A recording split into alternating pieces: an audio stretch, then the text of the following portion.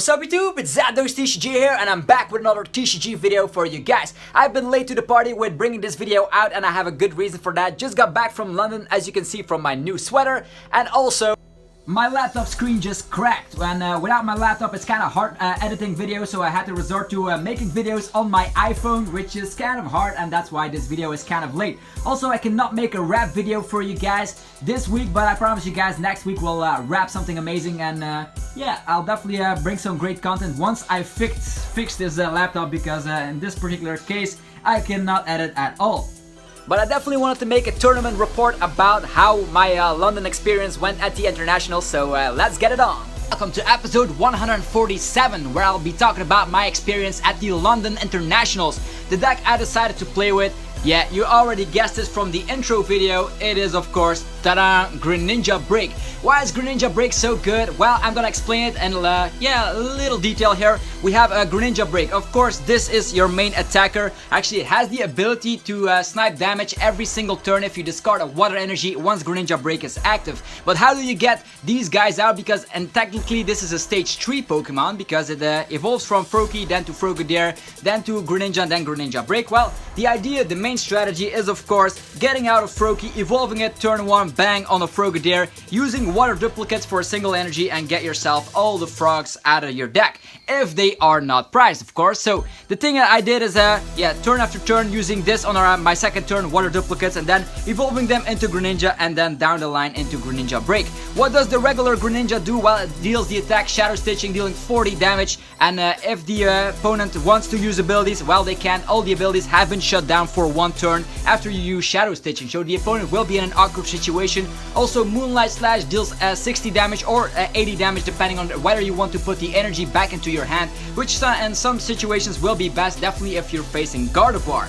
Okay, other cards in the deck, of course Greninja Break is in here. Then we also have Leafeon EX, devolving all the Pokemon. Let's say Giant Water Shuriken snipes 3 Zoroarks. Let's say turn after turn, well, those Zoroark GXs will go down quite easily once we have Leafeon EX to devolve them. Tapu Fini is also one of those MVP cards you can use the Tapu Storm GX move and put something directly from the opponent's active Pokemon straight into the deck with all cards attached. So good, Tapu Fini. So that was the deck I used. And I'm gonna talk about my matches in detail. Every single Swiss round will be explained here. So better listen up. So as you know, Greninja Break, I'm just gonna lay it right here because this will be my deck versus the first round. I was expecting a ton of Gardevoir GXs in the tournament, and the first opponent I faced, well, yeah, no. He didn't play Gardevoir, he played this variant. We have, I don't know if you can see it through the glare. We have Drampa Espeon versus Greninja. This is kind of a 50-50 matchup depending on whether you have a great start. Well, in the first games I actually had a slow start, but thanks to Enhanced Hammer I could slow the opponent down. He attached a DCE onto his Drampa first turn, and I just got rid of that DCE straight from the bat to slow them down. That made me possible to just use the water duplicates the next turn after that, and getting myself all Frogadiers into play, so none of them were prized, which was a relief here. Also, Tapu Fini in the game, in the late game, sniped off a Garbodor. So he also played Garbodor, of course, Drampa Garbodor. This is the variant he played with, shutting down the abilities of my Giant Water Shuriken. Lucky for me, I used my Field Blowers just in time, just to yeah, use Field Blower and then snipe straight from the bat with my Greninja Break. So that was definitely a great match, and I actually won thanks to a Tapu Fini. Where is my Tapu Fini? Just gonna put it right here. My Tapu Fini. What did my Tapu Fini do? Well, in this situation, I actually just sniped around a bit here because my abilities were locked. I actually decided to give energies to Tapu Fini, and out of nowhere, to get my last prize card, I used the Hydro Shot here, discarding 2 energies from Tapu Fini and one-shotting a Garbodor. That could deal bazillion damage because it was a Threshold launching one. So that was the first match I won of the round number 1 in the Swiss rounds. And then yeah, in game number 2, I actually got out everything. There was one Frogadier prize, but time got called, and actually won because I won the first round. So Greninja, rather a slow deck, but if you win the first round, it works as an advantage. So I was running 1 win and 0 losses, 0 ties. What did I face next? So gonna put my Tapu Fini right here, and maybe my Espeon here, so you can see what's going on here. So this is my deck, and I'm gonna explain the next round. Next round, it was, oh my god, again, Drampa Garbodor. Yeah, it was the exact same deck, but this time around he played Latios. Latios was probably in the deck here to face off against the Buzzwoles that were running around loose in the tournament. Seen a lot of Buzzwoles, so that definitely not an underrated card. Buzzwole definitely lived up to the hype because some of them made it to the top cut, so that was awesome. So, those 2 Frogadiers were priced during that first game on round number 2. There's nothing I can do here since he used that Berserk attack with Potown in order to destroy my Greninjas in one shot. So, there's nothing I can do. Then, game number 2 on this round, I actually got out all my Frogadiers, but the thing here is that, yeah, it was a tight match. Actually, I only need to pick 2 more prize cards, but out of nowhere he comes with his Leafeon GX here and uses Divide GX in order to snipe down some weak targets like Staryu, and oh no, I just got wrecked. So yeah, I was at 1 win and 1 loss. So Drumpa Garbodor, seen a lot of that. I actually was hoping to see a lot of Gardevoir GXs, but that did not happen, unfortunately. Okay, round number 3, we were facing something else here. It was, of course, Buzzwole with Lycanroc. So that on its own was not that hard. I run Enhanced Hammer. I also have the ability of Espeon using Miraculous Shine to devolve them into little Rockruffs, but then, out of nowhere, bang! A Giratina shows up in my face and I'm like, wow. Did you really run that just for the Greninja matchup? And I was like, oh man. In game 1, I didn't set up, which was unfortunately, so he actually demolished me. He did not get out his Giratina. That is something he just showed his, yeah, maybe in game 3, because maybe both times it was priced, I don't know. But in game number 1, I couldn't do anything. I was such a slow setup. I could have got dunked by a Buzzwole, but that did not happen. I did not get the setup that I wanted. Game number 2, his Giratina promo was priced, and I won rather quickly, spreading around some damage. Buzzwole got KO'd, and also Lycanroc GX saw the discard pile thanks to Espeon EX, or actually the little Rockruff. And game number 3, I spread around some damage, then Giratina shows up and slowed me down a lot, and we ended up as a tie, because I could have won that little matchup, but the thing was, thanks to that Giratina, yeah, you know it, Giratina makes sure that Greninja Break cannot snipe around, and that actually cost me to tie against this type of matchup. Giratina really saw a lot of those, which was not good. Round number 4, I was up against Lycanroc with not with Buzzwole this time. It was Lycanroc with Zoroark. So these foxes came around, becoming a duo that it was really hard to beat down because I did damage, and then they actually always used Acerola. Not to mention that he also ran the Giratina promo, so I was kind of salty here, facing 2 Giratina promos in a row, and yeah, that was definitely no fun. All the time his Giratina promo was not priced, and I was not able to handle it. I thought about using Tapu Fini to knock out Giratina, but Giratina has 130 HP, so I needed to do something like Guzma, then using the Shadow Stitching, maybe hoping to get it stuck in the active position, but with Acerola, I could not compare here. I could not compete with this type of archetype, and I actually lost. So I was at 1 win, 2 losses, and a tie. And then we go to round number 5. Round number 5 was against a pretty strange archetype. I've seen it before, but it is not that good, honestly. Let me just check where it is. It was against Drumpa with Umbreon. I don't even have an Umbreon, so Drumpa Umbreon revolves around using that Berserk, dealing 150 damage and sniping off the last damage with Umbreon GX. That was a really fun matchup because his Eevees were really snipeable thanks to Giant Water Shuriken, and that match went from itself, so that was really easy. Won both rounds quicker than I could count. He ran things like Team Skull Grunt and also things like the Tapu Koko promo, and also what was it, Team Skull Grunt. So I don't have a lot of energies on my field, so his crushing hammers and stuff did not even matter at all. Okay, I was at 2 wins, 2 losses, and a tie. Next up, I was up against Buzzwole Garbodor. Wow, can you believe it? They are still playing Buzzwole here. Let me just find my Garbodor. He played with Rainbow Energies, Strong Energies, and of course the Treasure Lancer Garbodor. I talked about this deck before, so definitely check it out on the channel if you want to learn more about this. I made a TCG Online video about it. It was a really difficult matchup. He used Espeon to get multiple KOs after shutting down. He also used Espeon EX, by the way. He just used Espeon EX after shutting down my abilities with Garbage Toxin and just spreading around some damage with Jet Punch turn after turn. Also, it did not help that he played Potown, which meant if I evolved, I get 3 damage counters extra, and with Jet Punch, I couldn't keep up, and out of nowhere, he devolves everything, all my Greninjas into Frogadiers, and they did not like that at all. So difficult match thanks to Garbage Toxin. And game 2, he used Kartana to pick the last prize card. Can you believe that? Kartana GX, using that GX move to pick his last prize card. Otherwise I would have won that match, but that was definitely some fun. I did get an extra loss here, so 2 wins, 3 losses, and a tie. And then we go to round number 7. Round number 7, I was up against the Decidueye. The Decidueye with Ninetales. I don't have a Ninetales, it's somewhere in my other decks, I believe. So we have the Decidueye. The Decidueye is an archetype that we've seen before with Forest of Giant Plants. Nowadays, they are using the Beacon attack of Alolan Vulpix to get multiple Decidueyes out really quickly. Also, the first turn Bridget with Tapu Lele is strong with this deck, and he just uses the ability Feather Arrow turn after turn in combination with that Ice Blade attack of Alolan Ninetales GX and then devolving everything. The thing here is that my Greninja does have a lot of HP. He does hit for weakness, but I do run the Enhanced Hammer to get rid of their DCEs, and yeah, the Decidueye could not even attack because he needed the DCE, and as soon as he attached one, I definitely got rid of it with Enhanced Hammer. Giant Water Shurikens KOing everything with Espeon was a really great strategy, just those, everything has 60 HP. Alolan Vulpix, Rowlet, so if he evolved with Rare Candy, he was pretty much done for because Espeon EX just won me the game like that.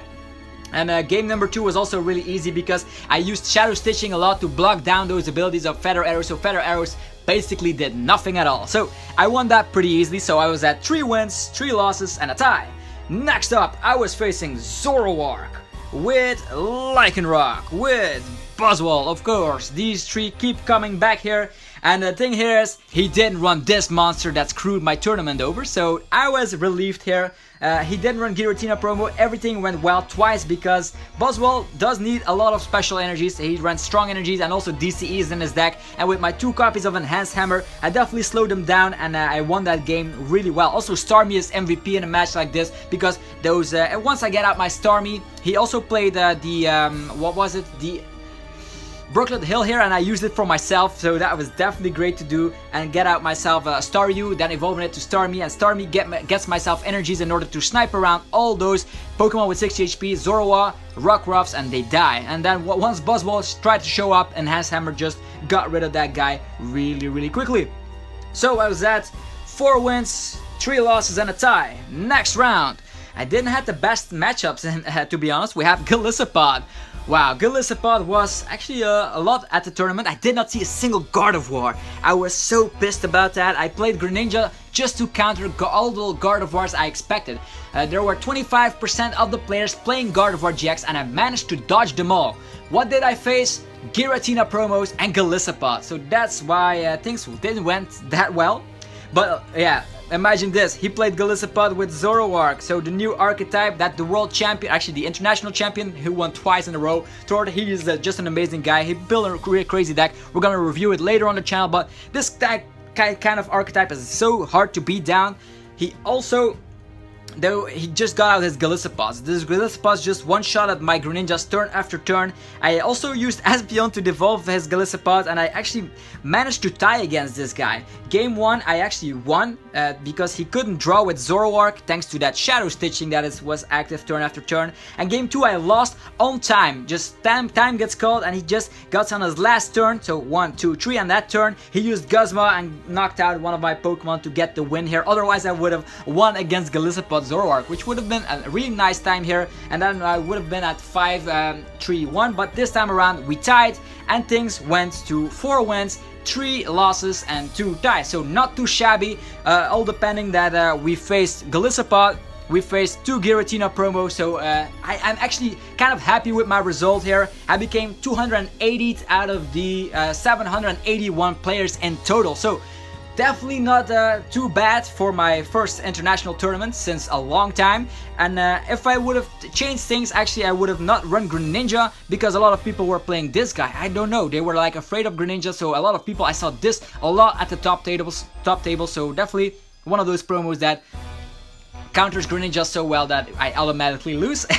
So that was my tournament report. Let me know if you went there. I also was really glad to see a lot of you guys, a lot of my true subscribers got out some autographs for you guys. That was really fun seeing all of you yeah, saying hi to me and stuff. I definitely appreciated that, and I will see you guys in the next regionals. The next regionals I will go to actually is in Germany, so maybe I will see some more of you guys there. And that's it for my tournament report. I will go straight to Poke News because there's a lot of great things I want to talk about, including new GXs like the Glaceon and the Leafeon. Anyhow, thanks again for watching my tournament report. Let's go to Poke News. Peace out. Okay, in this segment of Poke News, we're gonna talk about some new releases, or actually new card scans that we're going to look forward to in the near future. First, we have Alolan Raticate GX. This is an interesting one because it has 200 HP and it attacks for 0 energies. His first attack, Throwaway, deals 40 damage and it discards up to 2 cards from your hand. This attack deals 40 damage for each card you discarded that way. So in this means you can deal 110 damage with a choice band for 0 energies. That is definitely interesting. Also, Hyper Fang deals 150 damage and Flip a Coin if tails. This attack does nothing, so maybe you have to rely on Fliptini, but with choice band 180 for 2 attachments is definitely nice on the stage 1. 200 HP is definitely also standard for stage 1 GXs. 3 retreat cost means we can use Heavy Ball, and also it has the Item Miner GX. Search your deck for up to 6 item cards, reveal them and put them into your hand. So definitely a great synergy maybe with Pump, this Gourgeist strategy, getting a lot of tool cards in your hand, so that is interesting. Next up we have Weavile. This is also definitely an interesting card because it has the Dark Command. For a Darkness energy, this attack does 50 damage times the number of your opponent's Pokemon with abilities. So let's say they have a Tapu Lele and also some other Pokemon with abilities like Gardevoir GX. Well, you can deal a lot of damage with that attack for a single energy. Then we have Cresselia. Cresselia is not the best in the world, but it does have the first attack, discard an energy from this Pokemon, switch all damage counters on this Pokemon with those of your opponent. So you can swap around damage. We've seen that before, but this is a basic Pokemon, 120 HP, so not too shabby. It does have a weakness to Psychic, so Garbodor will eat this alive. And also there has been some merchandise revealed here with this cool deck box with the Espeon and Umbreon. Definitely a great thing to look forward to. Next up is another item card that got revealed recently. It is Missing Clover, and this does look promising, but on the other hand, you'll need some great synergy with other cards. You may play 4 Missing Clovers at the same time. If you play 1 Missing Clover, look at the top card of your deck, then put that card back. If you play 4 Missing Clovers at the same time, take a prize card. Wow, you have to play 4 at the same time, so maybe things like Leafeon GX with the magical ribbon can get these guys together, maybe with the Glaceon in order to definitely get all those 4 missing things. And then maybe we can play something like a Heatran just to get those items back turn after turn, and just making that the win condition by taking prize cards with this item card. Definitely interesting to see here. Next up are Prism cards. I have not talked about them on this channel since I was at London recently. So the Prism cards, you can only have 1 of them in your entire deck. So 1 Cyrus Prism can be in your deck. And this card is definitely great. It can only be used if your active Pokemon is Water or Metal type. And your opponent chooses 2 of their bench Pokemon, then shuffles all the other bench Pokemon and all cards attached to them back into their deck. Definitely a strong card. Let's say your opponent has a great field setup. Then you can just use this Cyrus if you have maybe an Octillery or an Alolan Vulpix in the active position, or maybe you're running Metal as well, so with a Registeel or something. If that is in the active position, a Water or a Metal type, you can choose 2 of your opponent's bench Pokemon, and then all the other cards of their bench go straight into their deck with all cards attached. In combination with that Please GX of Leafeon GX, you can sweep your entire the opponent's entire bench. That is definitely powerful.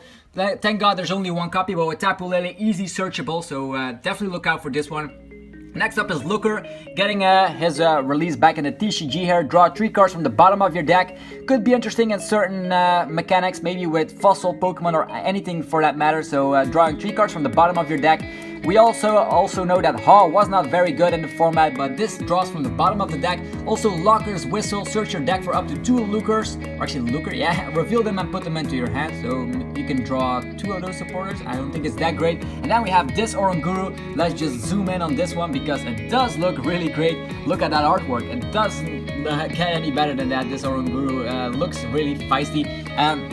It has attacks, resource management, put 3 cards from the discard pile on the bottom of your deck in any order that you like. It does have some synergy with Looker, definitely, so a great card nevertheless. So maybe one Looker, one Oranguru could be great.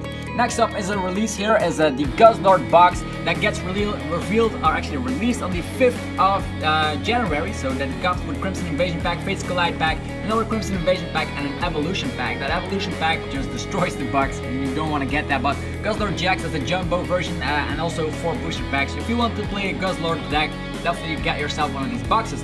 Next we go on to more GXs. This is an awesome one. It is the Dusk main Necrozma GX, and it does look very pretty.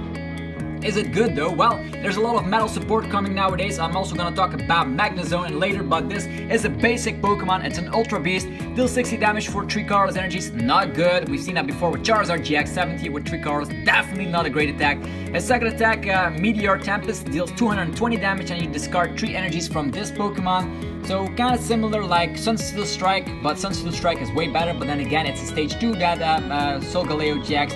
And then we also have the Eclipse Sun GX, 250 damage. This attack can only be used if you have more prize cards remaining than your opponent. So you have to fall behind in order to use this, great GX move, 250 damage, knocking out everything in your path. This is a basic Pokemon and can be used. I'm definitely going to talk about Magnezone first, because that way you have some knowledge here. Magnezone is back. It's kind of similar like the Deluge of Blastoise, or maybe the ability we've seen before with Ambor. It lets you, as often as you like, during your turn, you may attach a metal energy from your hand to one of your Pokemon. So metal does get a huge amount of support, and the Gardevoir GX will be afraid to see Magnezone in decks, because attaching that many metal energies, it does have an attack for 130 damage, overpriced for 4 energies, but it's all about the ability. Let's say you play it together with this guy, the Dusk main Necrozma GX. That way you already have a great attacker, attaching a lot of the energies that you want, and boom, you have a great solid deck. Dusk main Necrozma with Magnezone. Next up is another Dusk Pokemon. We have actually a Dawn Pokemon, Dawn Wing Necrozma GX. This is also, if you are familiar with the previous format with Keldeo, Keldeo has the ability sort of similar like stand-in of Zoroark from Breakthrough.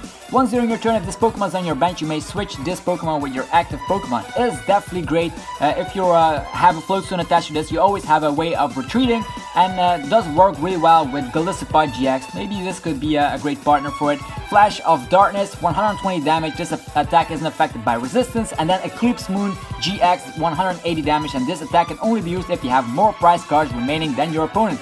But it does prevent all effects of attacks, including damage done to this Pokemon during your opponent's next turn. So he's one turn invulnerable for attacks and does deal 180 damage. Could get yourself a GX KO, getting yourself 2 prize cards, and then you are invulnerable for attacks. So not a shabby card here. It's definitely great. Both of them, both are basic Pokemon. So don't forget that even though they resemble Solgaleo and Lunala, they are basic Pokemon because Necrozma swallowed them whole. Okay. Next up, Eeveelutions. This is where things get great. This is Leafeon GX. I'll welcome you all to Decidueye GX's best friend here. 200 HP, 2 retreat cost is standard because Eevee also has 2 retreat costs. But thanks to that Eevee from Sun and Moon, if you attach a grass energy during your first turn, boom, you can evolve into the Leafeon GX. But what does it do? Once during your turn, if this Pokemon is your active Pokemon, you may heal 50 damage of one of your Pokemon with energy attached. So it could heal up your Pokemon turn after turn. Also, Solar Beam 110 damage is just standard for a Carlos and a DCE, but Grand Bloom GX is where the card shines. For each basic Pokemon on your bench, search your deck for a card that evolves from that Pokemon and put it onto that Pokemon. This counts as evolving, then shuffle your deck. Oh wow, you can set up your entire deck or your entire bench. Let's say first turn you use Bridget, get yourself a bunch of Rowlets on the bench, and then next turn, boom, you evolve them all into Dartrix straight from the deck. And the turn after that, you have a bunch of Decidueyes and you can start sniping like crazy. So Leafeon GX can set up benches and evolution Pokemon like crazy and will be used definitely in grass decks that need setup.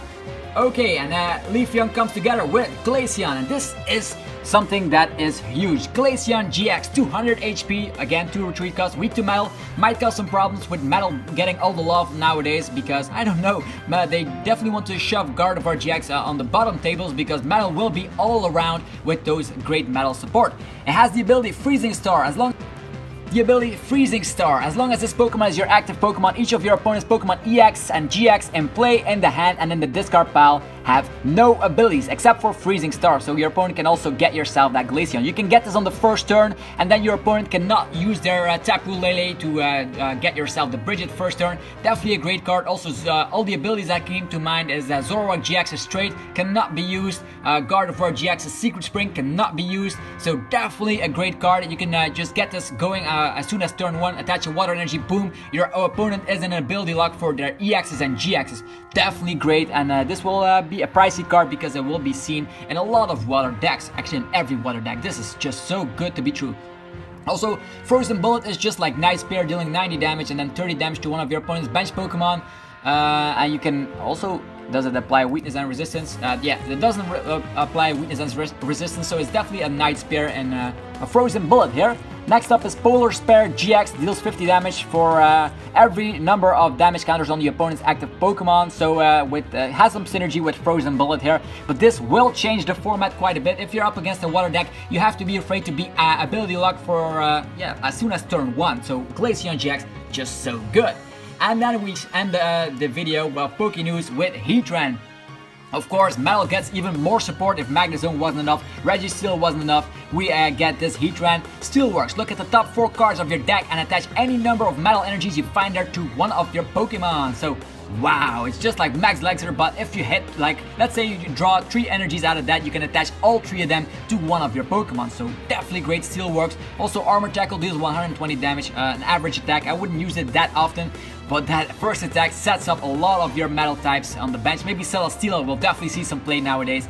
And yeah, that's it for this video. I hope you enjoyed this video, even though I did not have my laptop to edit this video. I definitely had some fun making it and giving you my tournament report and this Poke News. Let me know in the comment section what you think about the London Internationals. Did you win? How did it go? And what do you think about these new cards? Definitely Glaceon is my #1 card from the Poke News video. And I will see you guys soon enough with more Pokemon TCG content. Stay subscribed, and I'll see you guys next time. I'm out. Peace.